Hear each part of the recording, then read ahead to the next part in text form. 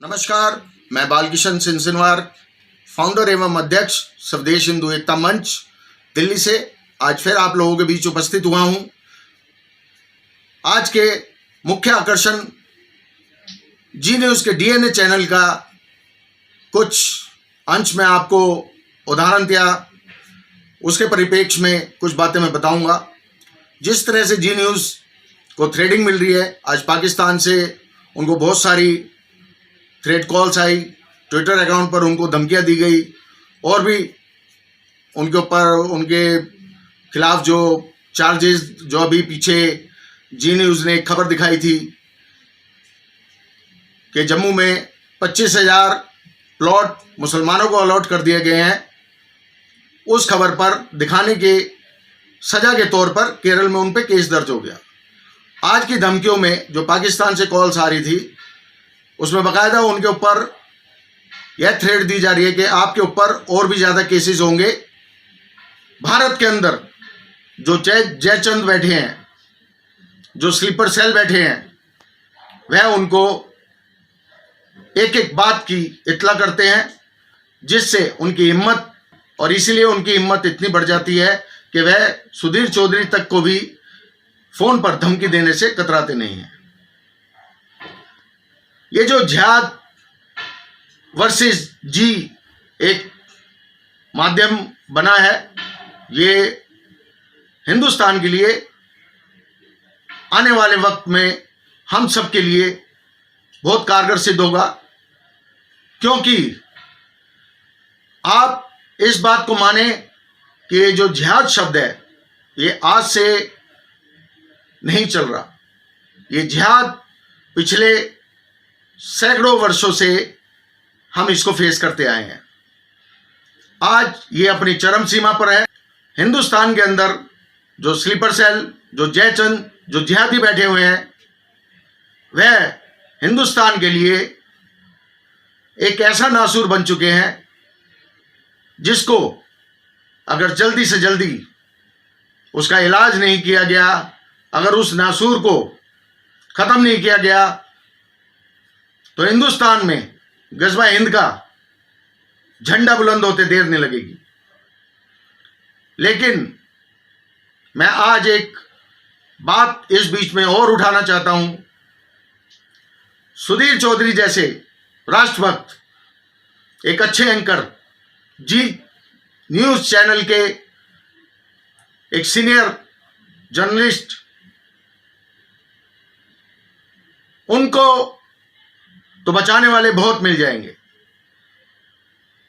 उनको सरकार हर तरह से सुरक्षा मुहैया कराएगी, क्योंकि ये थ्रेडिंग कॉल कोई मजाक नहीं है। ये जिहादियों की थ्रेडिंग कॉल है। इसमें ISIS, इसमें पाकिस्तान में जितने भी आतंकवादी संगठन हैं, हिंदुस्तान में सिमी जैसे जो संगठन हैं, वह चारों तरफ से अपनी एड़ी चोटी का जोर लगा रहे हैं। मैं चाहूंगा कि सुधीर चौधरी जी अपना खास ध्यान रखें। आप भारत के लिए बहुत ही अमूल्यवान व्यक्ति हैं, आपकी हिंदुस्तान को बहुत ज़रूरत है। साथ ही मैं एक बात और कहना चाहूँगा। मैं बालकिशन सिंसिनवार, एक छोटा सा अदना सा हिंदुस्तानी, एक देशभक्त, अगर मैं अपनी तुलना करूं तो सुधीर चौधरी के मुकाबले अपने आप को चींटी समान समझता हूं। लेकिन देशभक्ति का अधिकार जितना सुधीर चौधरी को है, उतना ही बालकिशन को है, उतना ही देश के हर एक नागरिक को है। देशभक्ति का जो जज्बा हमारे अंदर भी है, वही जज्बा आज पूरे हिंदुस्तान में है। आज सुधीर चौधरी ने काफ़ी बातें बताई, लेकिन मैं भी कुछ आपको बात बताना चाहता हूं। यह एक कटु सत्य है जिसको हमें स्वीकारना पड़ेगा। आखिर ये जिहाद है क्या? ये जिहाद की मानसिकता आज ही क्यों उभरी? कोरोना वायरस के आने से पहले तबलीगी जमात का नाम शायद ही कोई लोग जानते होंगे, लेकिन तबलीगी जमात पिछले 100 सालों से हिंदुस्तान में जिहादी तौर पर काम कर रही है कि उन्होंने हिंदुस्तान के मुस्लिम को वो कट्टरता, वो एकता, वो एक जाबाजी उनके अंदर ठूस ठूस कर भर दी है। जो तबलीगी जमात ने काम किया है 100 सालों में, आज ये उसका नतीजा है। हम जिहाद को 2 तरह से, 4 तरह से, 10 तरह से आंक रहे हैं, लेकिन ये जिहाद की एक डोर छोटे से मापदंड के हिसाब से मैं आपको बताना चाहता हूं। मेरी बातें लंबी जरूर है, लेकिन ये बातें करना बहुत जरूरी था। और मैं अपने भाइयों से चाहूंगा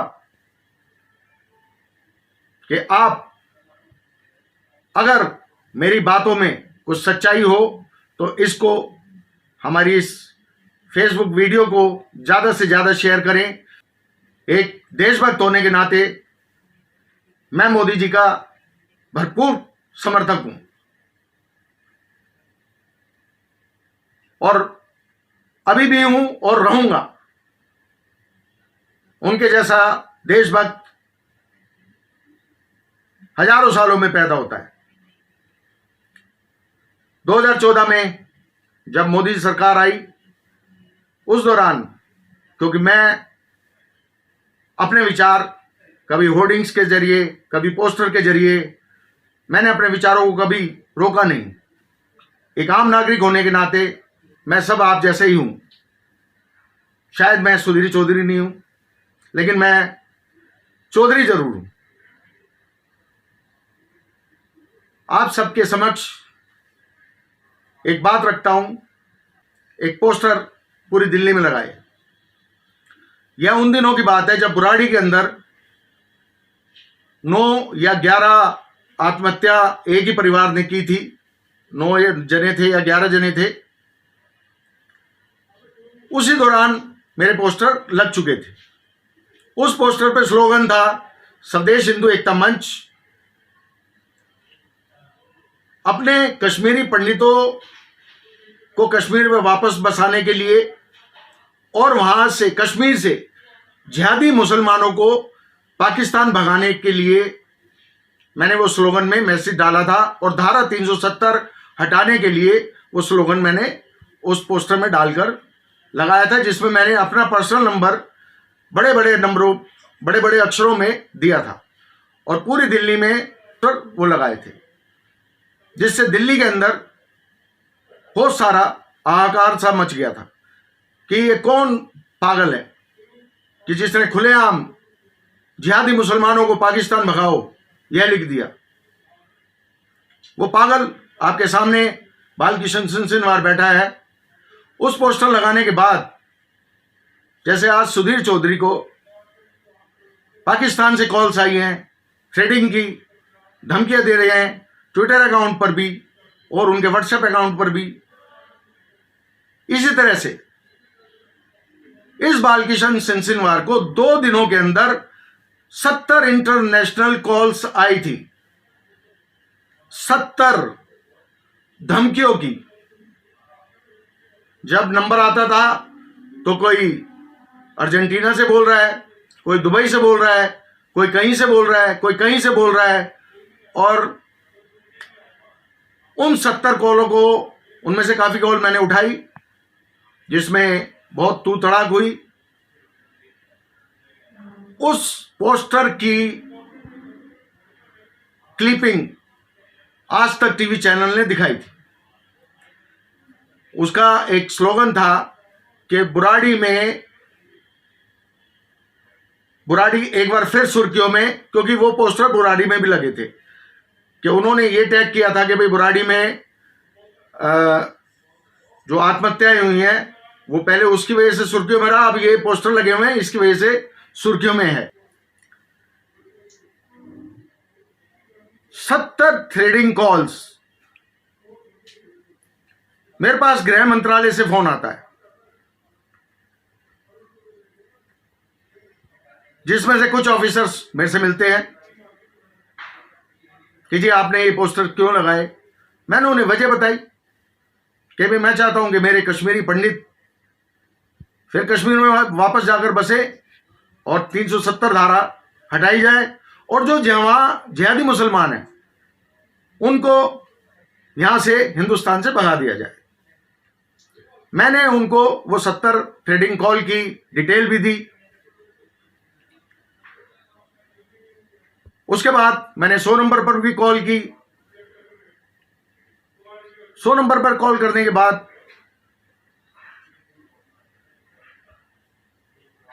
पुलिस का रवैया ढुलमुल रहा। मैं पुलिस को ब्लेम नहीं करना चाहता क्योंकि मैं सुधीर चौधरी नहीं हूं। उसके बाद एक जो देशभक्ति का जज्बा था वो सर चढ़ के बोला और मैंने ठाना कि मैं कश्मीर में श्रीनगर के लाल चौक पर तिरंगा फहरा के आऊंगा। और 11 अगस्त 2018 को हनुमान मंदिर मरगट वाले बाबा के नाम से जो मशहूर है, वहां से हम और मेरे कुछ साथी, मैंने एक ऐड डाली कि जो भी भाई जाना चाहे मैं उसको फ्री ऑफ कॉस्ट ले जाऊंगा, लेकिन वो देशभक्त होना चाहिए। तो कुछ लोगों के फोन्स कॉल आए जो देशभक्त मेरी तरह थे, आपकी तरह थे। हम सब वहां से हमने प्रस्थान किया, जिसमें 6 मीडिया चैनल्स ने हमें कवरिंग दी। उसके अंदर दिल्ली आज तक, news 18, total TV, ANI, Punjab Kesari और एक चैनल था J&K 24/7। इन 6 चैनल ने हमें जाते हुए कवरिंग दी कि भाई आप क्यों जाना चाहते हैं। हमने उन्हें उद्देश्य बताया कि हमारा उद्देश्य है, ये देशभक्ति का जो जज्बा है उसको हम कायम रखना चाहते हैं और लाल चौक पर तिरंगा फहराना चाहते हैं। हम 11 तारीख को यहां से निकले। रास्ते में 1-2 दुविधा आई। राम बांध जो जगह है श्रीनगर से पहले, वहां पर लैंडस्लाइड हो गया, जिसकी वजह से हमारा 1 दिन लेट हो गया। ऐसे करते करते हम 14 अगस्त 2018 सुबेरे 11:30 बजे श्रीनगर के लाल चौक पर हम पहुंचे।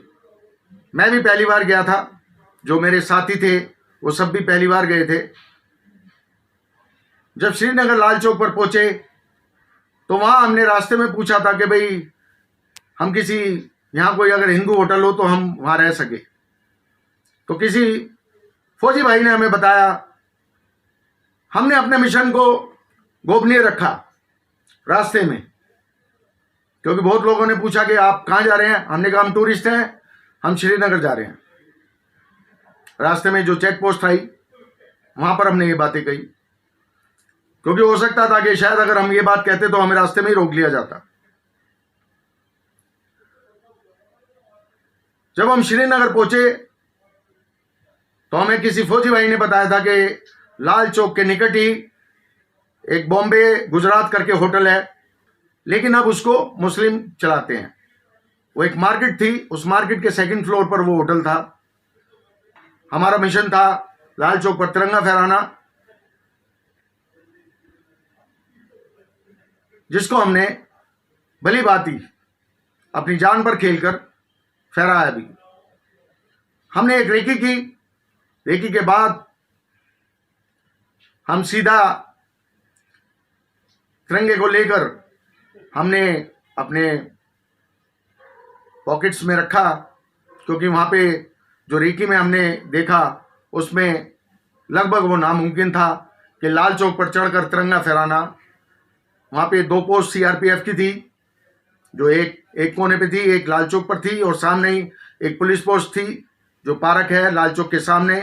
वहां पे पुलिस वाले बैठे हुए थे। तो मैंने अपने साथियों को बड़ी प्लानिंग से उनको समझाकर कि अगर मुझे कुछ भी हो जाए आप लोग बीच में ना आना, हम फेसबुक लाइव आए। मेरे साथ मेरे एक दोस्त थे और जिनके हाथ में हमने अपना फेसबुक लाइव का मोबाइल दिया, मेरा यही मोबाइल था। उन भाई को भी मैंने कहा था कि आप बीच में ना आना, क्योंकि कुछ भी हो सकता है। जज्बा, एक जुनून सब में था और हमने बिना समय गवाए, आपको मैं बता दूं कि उस दिन हमने सवेरे से लेकर चाय भी नहीं पी थी। बिना समय गवाए हम अपनी मंजिल की तरफ बढ़ गए और जाते ही हमने अपनी पॉकेट से अपने आन बान शान तिरंगे को निकाला और लाल चौक के जो चबूतरा बना हुआ है, वो घंटाघर है, बेसिकली एक घंटाघर है वो, जिसको हम लाल चौक कहते हैं। उस चबूतरे पे भी फेंसिंग तार जो थी वो चारों तरफ लिपटी हुई थी, तो बड़ा छोटा सा गैप था। तो मैं और मेरा एक दोस्त जो मेरे साथ गया था, हमारा टारगेट था कि भाई मैं और आप यहाँ पे तिरंगा फहराएंगे। हमने जंप ली और उस हम चबूतरे पे चढ़ गए, जिसमें चढ़ते हुए मेरे हाथ में मेरा जो तिरंगा था वो थोड़ा सा तार में अड़ भी गया, लेकिन मैंने उसे तुरंत ही निकाला और फहराया और भारत माता की जय, वंदे मातरम, जय हिंद, पाकिस्तान मुर्दाबाद, हिंदुस्तान जिंदाबाद के नारे लगाना शुरू कर दिए। इतनी ही देर में सामने पुलिस जो बैठी थी वो भागती, दौड़ती, कूदती और हमारे ऊपर उन्होंने ऐसे झपट्टा मारा जैसे चील अपने शिकार पर झपट्टा मारती है। उसके बाद के दृश्य मैं आपको दिखाऊंगा कि इतनी मार कि अगर ये शरीर में जान ना हो तो बाल किशन टुकड़े टुकड़े हो जाता। कुछ ही सेकंडों में वहां की जो जनता, जिसको हम अपनी अवाम कहते हैं, वो पाकिस्तानी अवाम, जो तिरंगा फहराने पर जिन्होंने हमें लात, घूसे, लाठियां, एक ने तो मेरे सर में बोतल दे मारी शीशे की, क्योंकि मैं गिर पड़ रहा था। पुलिस वाले ने मेरा कॉलर पकड़ रखा था, हाथ पकड़ रखा था, लेकिन मेरा जो दूसरा जो साथी था उसको वो अलग रास्ते से ले गए, तो वो उस भीड़ से बचाव करते हुए सीआरपीएफ कैंप में ले गए, लेकिन मुझे वो भीड़ में से निकालते हुए ले गए। और जब भी मैं भारत माता की जय के नारे लगा रहा था, 2-3 बार मैं गिरा भी। उसके बाद सीआरपीएफ की पोस्ट में जाते ही, जबकि सीआरपीएफ के जवान भी वहां मौजूद थे, मुझे देखकर बड़ी हैरत हुई कि वहां जो कश्मीर की पुलिस थी उन्होंने हमें बेतहाशा लात, घूसे, डंडे बेतहाशा मारा। डीसीपी, एसएचओ और ना जाने कौन कौन से ऑफिसर थे, हमें नहीं पता। मैंने 2 तिरंगे अपनी पॉकेट में रखे हुए थे।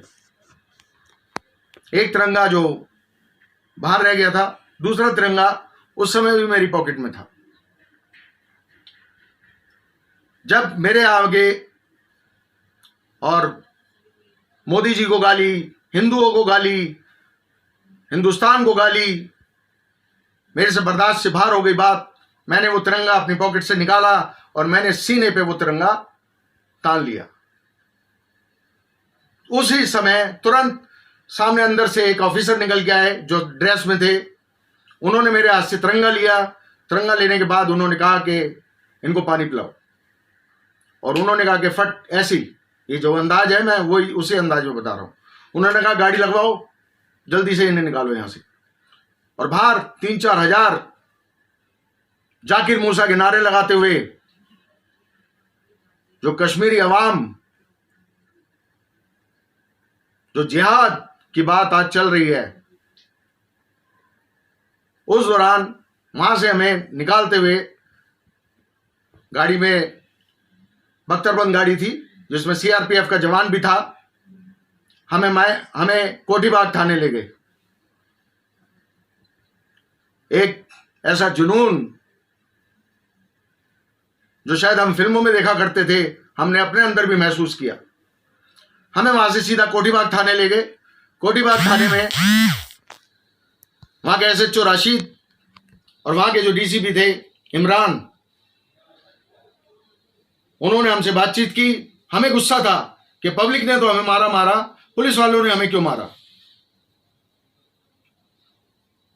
तो इमरान ने मेरे से बात की, जो वहां डीसीपी था, और एसएचओ राशिद ने भी। तो मुझे लगा कि शायद हम सेफ जोन में हैं, क्योंकि जब तक हमें बाहर के माहौल का नहीं पता था कि और क्या हो रहा है, लेकिन वो हमारे द्वारा जो हमारे भारत के तिरंगे को फहराया हुआ हमारे देशभक्ति का जज्बा पूरे हिंदुस्तान, पूरे वर्ल्ड के अंदर फैल चुका था। और यही वजह थी कि हमें सेफ जोन मिल गया। ये मां भारती का एक आशीर्वाद था कि इतना कुछ होने के बावजूद भी आज बाल किशन आपसे बात कर रहा है।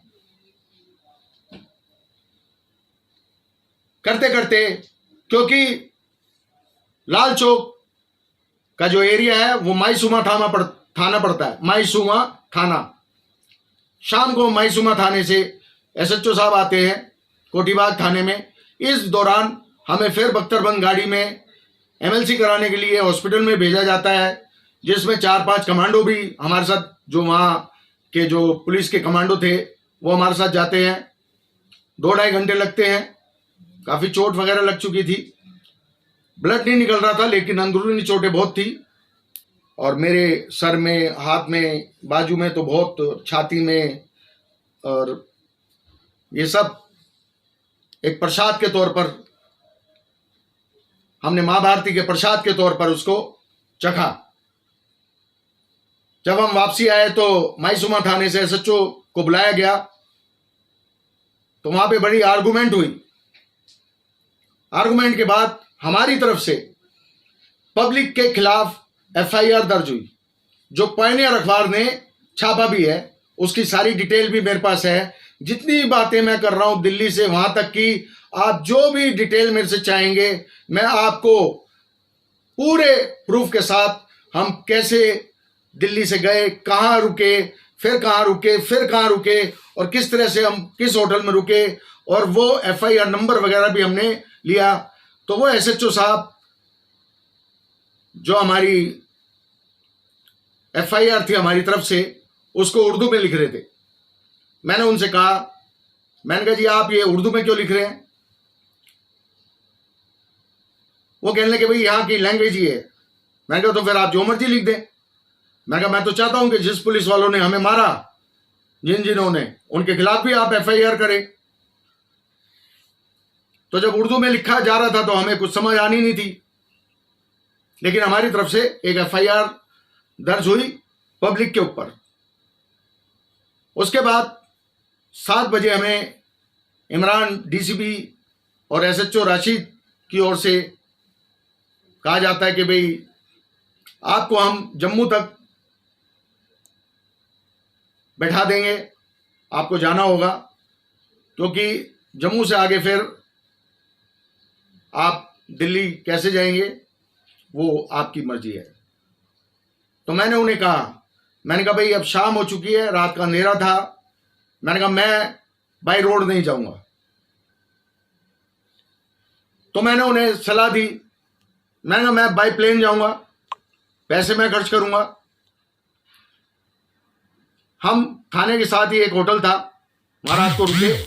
2 पुलिस वाले वहां पर हमारे लिए सुरक्षा के लिए दिए गए, क्योंकि पुलिस वालों की भी जान हलक में अटकी हुई थी।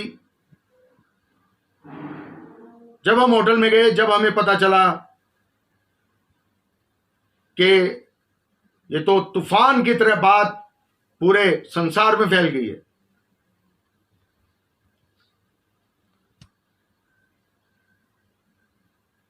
हमने रात को दिल्ली से ही, श्रीनगर से दिल्ली की, मैंने बच्चों को फोन करा तो उन्होंने टिकटें बुक करवाई, और सवेरे 7 बजकर कुछ मिनट की फ्लाइट थी। सवेरे 4 बजे कश्मीर पुलिस की गाड़ी हमें एयरपोर्ट तक छोड़ के आई और हम वहाँ से जैसे ही एयरपोर्ट के अंदर गए उसके बाद वो लोग चले गए और हम वहाँ से फ्लाइट पकड़कर सीधा दिल्ली आ गए। दिल्ली आकर मैंने अपने दोस्त को दूसरी गाड़ी में टैक्सी करके भेजा और मुझे लगा कि भाई मुझे यह बात मीडिया में सामने आकर कहनी चाहिए, लेकिन मेरे पास किसी का ऐसा नंबर नहीं था और जिनके थे भी उनके नंबर मिल नहीं रहे थे। उस समय प्रधानमंत्री जी नरेंद्र मोदी जी लाल किले पर अपना राष्ट्र के नाम संदेश दे रहे थे, तो मैंने वहां से एक कैब की जो जंतर मंतर तक आई। मुझे लगा कि शायद जंतर मंतर पर कोई मीडिया वाला मिले या किसी से बात हो, तो जब कोई नहीं मिला तो मेरे को लगा कि मेरे को अपनी बात रखनी चाहिए। मैं वहीं से फेसबुक लाइव आया।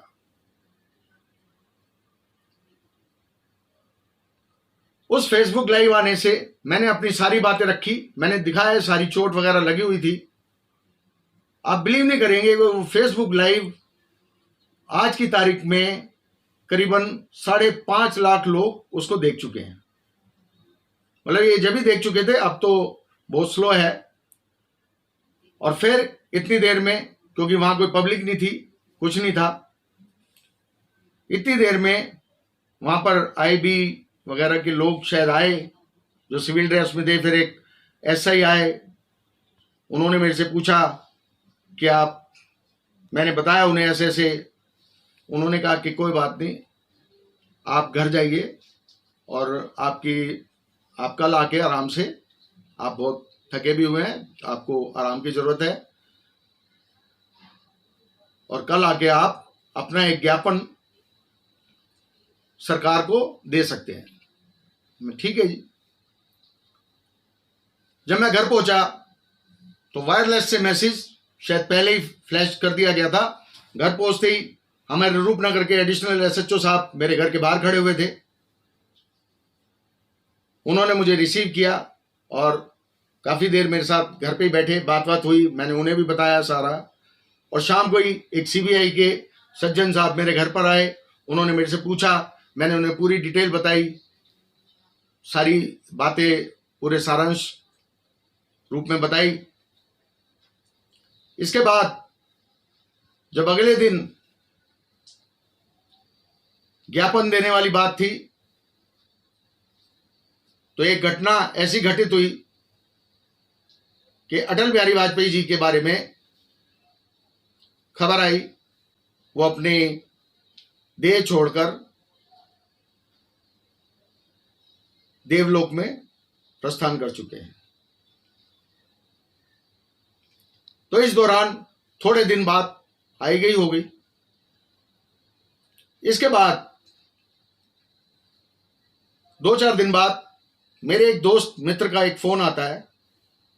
वो मुझसे पूछते हैं कि फलाना, एक नाम उन्होंने लिया, मैं उसे जानता नहीं था, कि वो टाइम्स नाउ पर आ रहा है और वो कह रहे हैं कि ये तिरंगा उन्होंने फहराया है और टाइम्स नाउ पे उसको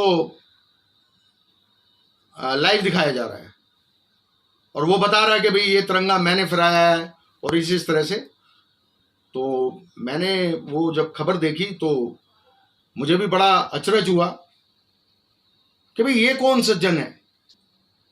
बाद में पता चला कि वह 3 लोग जो नजफगढ़ के भारतीय जनता पार्टी के कार्यकर्ता थे। मुझे बड़ी हैरानी हुई। मुझे हैरानी ये हुई कि हमसे किसी न्यूज चैनल ने इस बात में कोई जिक्र नहीं किया, लेकिन टाइम्स नाउ ने एक अनजान व्यक्ति को बिठाकर यह बात, हमारी हिम्मत, हमारी मेहनत का सहरा उसके सर बांध दिया। और अचंबा इस बात पे कम हुआ, इससे एक बात और आगे हुई कि उस समय माननीय राजनाथ सिंह जी गृह मंत्री थे और राजनाथ सिंह जी ने उन तीनों लड़कों को एक तरह से अखबार में एक खबर छपी कि श्रीनगर में लाल चौक पर तिरंगा फहराने के एवज में इन लड़कों को सम्मानित किया गया। माननीय गृह मंत्री राजनाथ सिंह ने उनको सम्मानित किया। उनके घर की एक फोटोग्राफ पंजाब केसरी अखबार में छपी हुई मिली। मुझे बड़ा अचंभा हुआ। मैं 2 दिन तक जंतर मंतर पर भूख हड़ताल पर बैठ गया। इसकी परमिशन भी ली मैंने पार्लियामेंट थाने से। मैंने उस एक बैनर लगाया जिस पे ये बातें लिखी कि आखिर इतना बड़ा षड्यंत्र एक आम नागरिक के साथ क्यों किया गया। एक देशभक्त जिसने अपने दोनों बच्चियों की परवाह नहीं की, जो मेरे साथी थे, उन्होंने अपने परिवार की परवाह नहीं की, और उसके साथ ठीक है हमें उसका रिवार्ड नहीं चाहिए था, लेकिन आप हमारी जगह एक न्यूज चैनल में किसी और को बैठाकर और राजनाथ सिंह जी से मैं एक बात पूछना चाहता हूं। एक गृह मंत्री, और ये 2018 की बात है, 2019 की बात नहीं है। 2019 में 370 हट गई थी, 2018 में 370 लागू थी, और कोई माई का लाल 2018 तक वो तिरंगा लाल चौक पे चढ़कर लहरा के दिखा देता तो बाल किशन अपनी मूछे कटवा देता। आज जब डीएनए में सुधीर चौधरी की बात को मैंने सुना, मैंने महसूस किया कि क्या सिर्फ यह देश सुधीर चौधरी जैसों के लिए है? क्या यह देश सिर्फ पैसे वालों के लिए है? क्या यह देश सिर्फ उनकी देशभक्ति को देखता है जिनके पास पैसा है, जिनके पास ताकत है? हम जैसों का मैं आज ये बात इसलिए कह रहा हूं कि सेम सिचुएशन जो आज डीएनए में सुधीर चौधरी के साथ हो रही है, उनको थ्रेडिंग कॉल आ रही है, मुझे 70 थ्रेडिंग कॉल आई। मैंने होम मिनिस्ट्री में वो कॉल्स दी, डिटेल क्या हुआ उसका। ये तो मेरी किस्मत है कि मैं बचा हुआ हूं। ये तो मैं मुसलमानों के टारगेट पे सबसे नंबर 1 पे हूं, क्योंकि मैं कभी अपनी सच्चाई से पीछे नहीं हटता। और भारत माता से बढ़कर मेरे लिए और कुछ नहीं है। मोदी जी का मैं भक्त हूं। उसकी वजह यह है कि सच्चे सिपाही भारत माता के लाल माननीय श्री नरेंद्र मोदी जी आज देश की सबसे कीमती धरोहर है। हमारे हक को एक गृह मंत्री, देश का गृह मंत्री, भारत का गृह मंत्री छीनकर एक मजाक के तौर पर हमारा मखौल बना दे। मैं राजनाथ सिंह का खुलेआम नाम ले रहा हूं। मैं जानना चाहता हूं आखिर ऐसा क्यों। ये बातें मैं इसलिए कर रहा हूं कि जिहाद यहीं से पनपता है। जो देशभक्त है वो भगत सिंह, राजगुरु, सुखदेव की तरह फांसी चढ़ जाता है, और मजे लेने वाले 50, 55, 60 साल राज करते हैं। क्या राजनाथ सिंह में हिम्मत है कि वो मेरी बात का जवाब दे? मैं ओपन चैलेंज करता हूं। एक गृह मंत्री को यह नहीं पता कि 14 अगस्त 2018 को लाल चौक पर चढ़कर तिरंगा किसने फहराया? मेरा खुला चैलेंज है। लेकिन आज सुधीर चौधरी जी का सम्मान करते हुए मैं ये बात पूछना चाहता हूं कि मेरे जैसे लाखों देशभक्त इस भारत की धरती पर आज भी हैं, उनकी कोई पूछ नहीं है। क्या मेरा अधिकार नहीं है कि मैं पूछ सकूं कि किस अधिकार के तौर पर? और मैं उन 3 लड़कों को भी चैलेंज करता हूं, मैं टाइम्स नाउ को भी चैलेंज करता हूं, अगर वो प्रूफ कर दें कि ये तिरंगा उन्होंने फहराया, और टाइम्स नाउ अगर प्रूफ कर दे कि ये तिरंगा उन लड़कों ने फहराया, अगर राजनाथ सिंह ये प्रूफ कर दें कि ये तिरंगा उन्होंने फहराया, मुझे आजीवन कारावास की सजा दे दी जाए। और मैं ये बात ऐसे ही नहीं कह रहा, मैं ये बात सबूतों के आधार पर कह रहा हूं। और आज इसलिए कह रहा हूं क्योंकि सुधीर चौधरी का डीएनए में जो जिहाद की बात आ रही है, ये जिहाद इसलिए हिंदुस्तान में पनप रहा है। क्यों? क्योंकि आज हिंदू के साथ हिंदू ही मजाक करता है। आज हिंदू का कोई रखवाला नहीं है। यही वजह है कि हिंदुस्तान एक दिन गजवाए हिंद बनकर रहेगा। लेकिन जब तक सांस में सांस है, एक सांस भी बाकी है, भारत मां के चरणों में अर्पित है। बालकिशन जैसे सैकड़ों लाखों देशभक्त अपनी जान पर खेल जाएंगे, लेकिन इस जिहाद के आगे कभी घुटने नहीं टेकेंगे। जय हिंद, वंदे मातरम, भारत माता की जय।